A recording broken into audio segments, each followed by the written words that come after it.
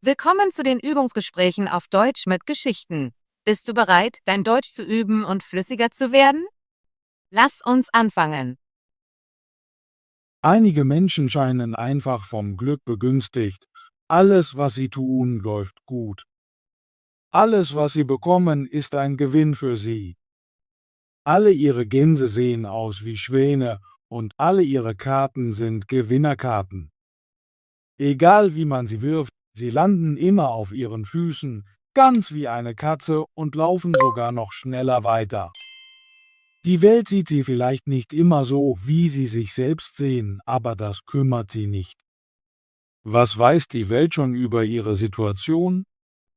Einer dieser Glückspilze war Nachbar Hans. 7 lange Jahre arbeitete er hart für seinen Meister. Schließlich sagte er: Meister, meine Zeit ist um. Ich muss nach Hause und meine arme Mutter wiedersehen.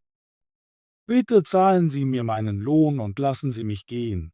Der Meister antwortete: Du warst ein guter und treuer Diener, Hans, deshalb werde ich dich gut bezahlen. Dann gab er Hans ein Silberstück, so groß wie sein Kopf. Hans nahm sein Taschentuch, wickelte das Silber darin ein, warf es über die Schulter und machte sich auf den Heimweg. Während er faul vor sich hin schlenderte, schleppte er ein Bein nach dem anderen und sah einen Mann, der glücklich auf einem schönen Pferd ritt. »Ah«, rief Hans laut, »was für eine wunderbare Sache, auf einem Pferd zu reiten. Er sieht so bequem und glücklich aus, als würde er am Kamin zu Hause sitzen.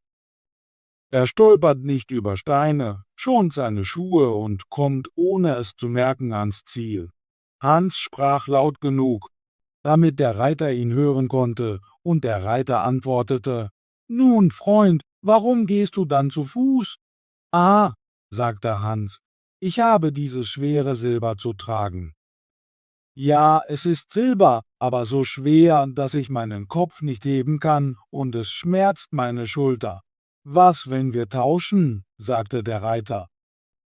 »Ich gebe dir mein Pferd, und du gibst mir das Silber. Das würde dir viel Mühe ersparen.« »Einverstanden«, sagte Hans.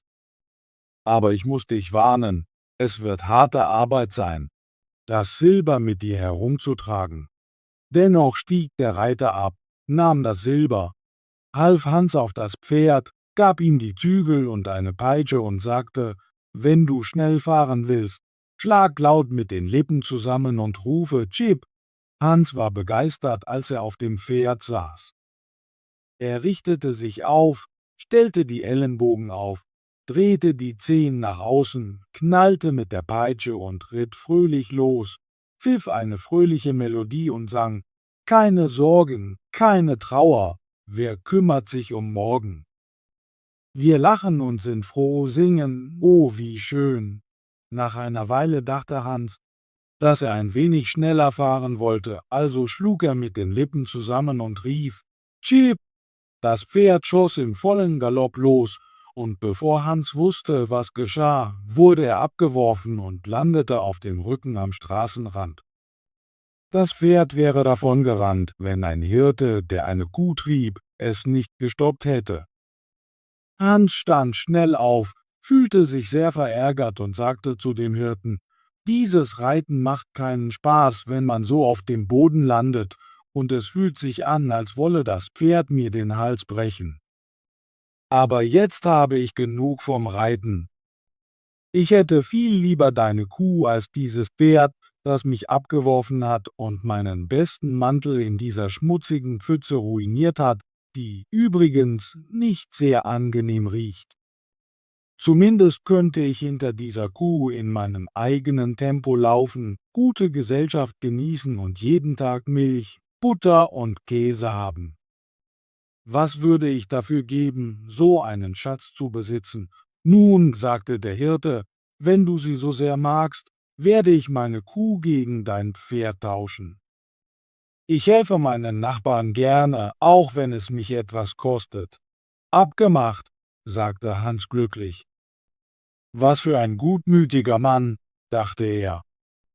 Dann stieg der Hirte auf das Pferd, wünschte Hans und der Kuh einen guten Tag und ritt davon. Hans klopfte seinen Mantel ab, wischte sein Gesicht und seine Hände, machte eine Pause und führte dann seine Kuh ruhig weiter, überzeugt, dass sein Tausch sehr glücklich war. Wenn ich nur ein Stück Brot finde und ich weiß, dass ich das tun werde, kann ich jederzeit mein Butter und meinen Käse damit genießen. Und wenn ich Durst habe, kann ich meine Kuh melken und die Milch trinken. Was könnte ich mir mehr wünschen? Als er eine Wirtschaft erreichte, hielt er an, aß sein ganzes Brot und gab seinen letzten Pfennig für ein Glas Bier aus. Nachdem er sich ausgeruht hatte, setzte er seinen Weg fort und trieb seine Kuh in Richtung des Dorfes seiner Mutter. Aber als der Mittag kam, wurde die Hitze stärker, und er fand sich auf einer breiten Heide wieder, die er in mehr als einer Stunde überqueren musste. Er begann sich sehr heiß und durstig zu fühlen, und seine Zunge klebte am Gaumen. Das kann ich beheben, dachte er. Ich werde meine Kuh melken und meinen Durst stillen. Also band er sie an einen Baumstumpf und hielt seinen Hut, um die Milch aufzufangen, aber kein einziger Tropfen kam heraus. Wer hätte gedacht, dass diese Kuh, die ihm Milch und Butter und Käse geben sollte, völlig trocken war? Hans hatte nicht daran gedacht, das vorher zu überprüfen. Während er unbeholfen versuchte, die Kuh zu melken, dachte das unglückliche Tier, dass er sie störte, und trat ihm schließlich mit dem Kopf in die Seite, so dass er zu Boden fiel. Er lag lange Zeit bewusstlos da. Zum Glück kam ein Metzger vorbei, der ein Schwein in einem Schubkarren schob. »Was ist mit dir los, mein Freund?« fragte der Metzger und half Hans auf die Beine. Hans erklärte, was passiert war, dass er durstig gewesen war und seine Kuh melken wollte, aber herausgefunden hatte, dass sie trocken war. Der Metzger gab ihm eine Flasche Bier und sagte: »Hier, trink das und erfrische dich. Deine Kuh wird dir keine Milch geben. Kannst du nicht sehen, dass sie ein altes Tier ist, das nur für die Schlachtung gut ist?« »O je«, rief Hans, »wer hätte das gedacht? Wie unfair, mein Pferd wegzunehmen und mir nur eine trockene Kuh zu geben. Wenn ich sie schlachte, was nützt sie mir dann? Ich mag kein Rindfleisch, das ist mir zu zäh. Wenn es ein Schwein wäre wie das nette, das du schiebst, dann könnte ich etwas damit anfangen. Zumindest würde es Würste geben.« »Nun«, sagte der Metzger, »ich sage ungern Nein, wenn jemand um einen Gefallen bittet. Um dir zu helfen, tausche ich mein feines, dickes Schwein gegen deine Kuh. Danke für deine Freundlichkeit«, sagte Hans, als er dem Metzger die Kuh gab und das Schwein vom Schubkarren nahm, es an der Schnur, die an seinem Bein befestigt war, führte. So ging er weiter, und alles schien nun gut für ihn zu laufen. Er hatte einige Probleme durchgemacht, aber schließlich wurde er dafür belohnt.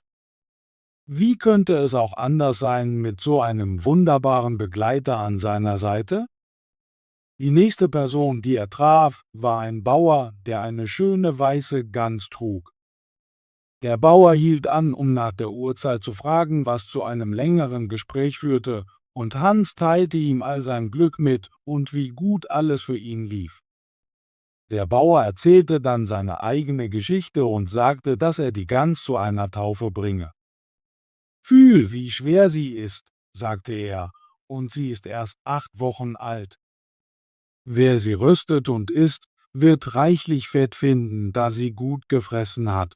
Du hast recht«, sagte Hans und wog die Gans in seiner Hand, »aber mein Schwein ist auch ein großartiger Fang.« Inzwischen begann der Bauer ernst zu schauen und schüttelte den Kopf. »Hör zu, mein guter Freund, du scheinst ein netter Mensch zu sein, daher kann ich dir nicht helfen, ohne dir einen Gefallen zu tun. Dein Schwein könnte dir in Schwierigkeiten bringen. Im Dorf, aus dem ich gerade komme, wurde ein Schwein aus dem Stall des Grundherrn gestohlen. Ich war besorgt, als ich dich sah, dass du vielleicht das Schwein des Grundherrn hast. Wenn sie dich erwischen, wird das schlechte Nachrichten für dich sein. Das Mindeste, was sie tun würden, wäre, dich in den Pferdeteich zu werfen. Kannst du schwimmen? Armer Hans hatte große Angst. Guter Mann, rief er, bitte hilf mir aus dieser Not. Ich weiß nicht, woher das Schwein kommt. Es könnte für mich des Grundherrn sein, so viel ich weiß. Du kennst diese Gegend besser als ich. Nimm mein Schwein und gib mir die Gans. Ich muss dafür etwas extra bekommen, sagte der Bauer.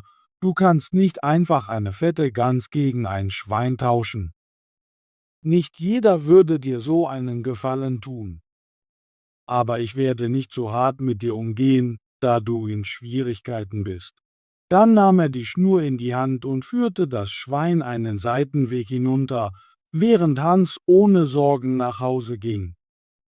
Immerhin, dachte er, hat dieser Typ das bessere Ende des Tauschgeschäfts bekommen. Es ist mir egal, wessen Schwein es ist, aber wo auch immer es herkommt, es war ein großartiger Freund für mich. Ich habe das Beste aus dem Tausch herausgeholt. Zuerst wird es einen schönen Braten geben. Dann wird das Fett mich 6 Monate lang mit Gänsefett versorgen. Und dann gibt es all die schönen weißen Federn. Ich werde sie in mein Kissen legen und ich bin mir sicher, dass ich ohne Wanken gut schlafen werde. Meine Mutter wird so glücklich sein. Von einem Schwein zu sprechen. Gib mir eine schöne fette Gans. Als er das nächste Dorf betrat, sah er einen Schleifer bei der Arbeit, der seine Rad drehte und sang, über Hügel und über Tal. So glücklich wandere ich, die Arbeit ist leicht und das Leben schön, die ganze Welt ist mein Zuhause. Wer ist so fröhlich und munter wie ich? Hans schaute eine Weile zu und sagte schließlich, du scheinst gut voranzukommen, Meister Schleifer. Du bist so glücklich bei deiner Arbeit. Ja, antwortete der Schleifer, mein Job ist ein guter. Ein geübter Schleifer findet immer Geld in seiner Tasche, wenn er hineinlangt. Aber woher hast du die schöne Gans? Ich habe sie nicht gekauft. Ich habe ein Schwein dafür getauscht. Und woher hast du das Schwein? Ich habe eine Kuh dafür getauscht. Und die Kuh? Ich habe ein Pferd dafür getauscht. Und das Pferd? Ich habe ein Silberstück so groß wie meinen Kopf dafür getauscht. Und das Silber? Oh! Dafür habe ich 7 lange Jahre hart gearbeitet. Bisher hast du im Leben gut abgeschnitten, sagte der Schleifer, aber wenn du jedes Mal Geld in deiner Tasche finden könntest, wenn du hineinlangst, wäre dein Vermögen gemacht. Das ist wahr. Aber wie kann ich das tun? Wie? Werde einfach Schleifer wie ich, sagte der andere. Du brauchst nur einen Schleifstein. Der Rest kommt ganz von allein. Hier ist ein Stein, der noch in gutem Zustand ist. Ich würde nicht mehr verlangen als den Wert einer Gans. Wirst du ihn kaufen? Wie kannst du das fragen? Sagte Hans. Ich wäre der glücklichste Mensch der Welt, wenn ich jedes Mal Geld finden könnte, wenn ich meine Hand in meine Tasche stecke. Was könnte ich mir mehr wünschen? Hier ist die Gans. Nun, sagte der Schleifer, als er Hans einen groben Stein, der in der Nähe lag, reichte, das ist ein großartiger Stein. Wenn du ihn gut bearbeitest, kannst du sogar einen alten Nagel damit schneiden. Hans nahm den Stein und machte sich mit leichtem Herzen auf den Weg. Seine Augen funkelten vor Freude und er dachte bei sich, ich muss unter einem glücklichen Stern geboren worden sein. Alles, was ich will oder mir wünsche, kommt einfach zu mir. Die Menschen sind so freundlich. Sie scheinen wirklich zu denken, dass ich ihnen einen Gefallen tue, indem ich sie reich mache und ihnen gute Geschäfte ermögliche. Bald begann er jedoch, müde und hungrig zu werden, da er seinen letzten Pfennig in seiner Freude über die Kuh ausgegeben hatte. Schließlich konnte er nicht weitergehen, denn der Stein machte ihn müde. Er schleppte sich an das Ufer eines Flusses, um einen Schluck zu trinken und sich auszuruhen. Er legte den Stein sorgfältig neben sich auf den Ufer, aber als er sich bückte, um zu trinken, vergaß er ihn, stieß ihn ein wenig an, und er rollte direkt in den Bach. Einen Moment lang sah er zu, wie er im klaren Wasser versank, und dann sprang er auf und tanzte vor Freude. Er fiel auf die Knie, dankte dem Himmel mit Tränen in den Augen für die Freundlichkeit, ihm seine einzige Last, den hässlichen schweren Stein, genommen zu haben. »Wie glücklich bin ich«, rief er. »Niemand war je so glücklich wie ich.« Dann stand er auf, fühlte sich unbeschwert und frei von allen seinen Sorgen und ging weiter, bis er das Haus seiner Mutter erreichte und ihr erzählte, wie leicht es ist, Glück zu finden. Tolle Arbeit! Möchtest du dein Deutsch üben und flüssiger werden? Dann abonniere unseren Kanal und aktiviere die Benachrichtigungsglocke, damit du keine unserer kostenlosen deutschen Geschichten verpasst. Bis zum nächsten Video.